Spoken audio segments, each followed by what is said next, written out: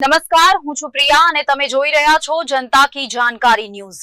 નજર કરીએ આજના સમાચાર ઉપર। પાલનપુર તાલુકાના ખોડલા ગામમાં ન્યાય મંદિરનું પાલનપુરના ધારાસભ્યના હસ્તે કરાયું લોકાર્પણ।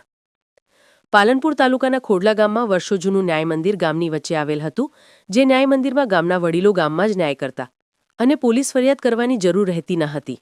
ગમે તેવી સમસ્યા હોય તો પણ આ ન્યાય મંદિરમાં તેનું ઉકેલ વડીલો લાવતા અને તેનું સુખદ સમાધાન કરાવતા હતા।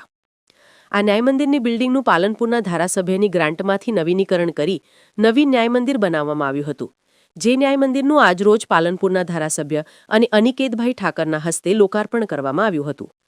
આ ન્યાય મંદિરના લોકાર્પણ પ્રસંગે પાલનપુરના ધારાસભ્ય અનિકેતભાઈ ઠાકર, પાલનપુર તાલુકા ભાજપના પ્રમુખ રમેશભાઈ પટેલ, બનાસકાંઠા ભાજપના પૂર્વ ઉપાધ્યક્ષ અમૃતભાઈ દેસાઈ, પાલનપુર તાલુકા પંચાયતના OS અરવિંદભાઈ ચોરસિયા, ખોડલાના અગ્રણી બાબુભાઈ લો, ગામના સરપંચ શારદાબેન જુડાલ, ગામના અગ્રણી વાલજીભાઈ જુડાલ, કેસરભાઈ જુડાલ, ખોડલા દૂધ ઉત્પાદક મંડળીના ચેરમેન મફતભાઈ જુડાલ, પૂર્વ સરપંચ પરાગભાઈ જુડાલ, રાજુભાઈ લો સહિત ગ્રામ પંચાયતના સભ્યો તેમજ ગામના અગ્રણીઓ અને સમસ્ત ગ્રામજનો ઉપસ્થિત રહ્યા હતા।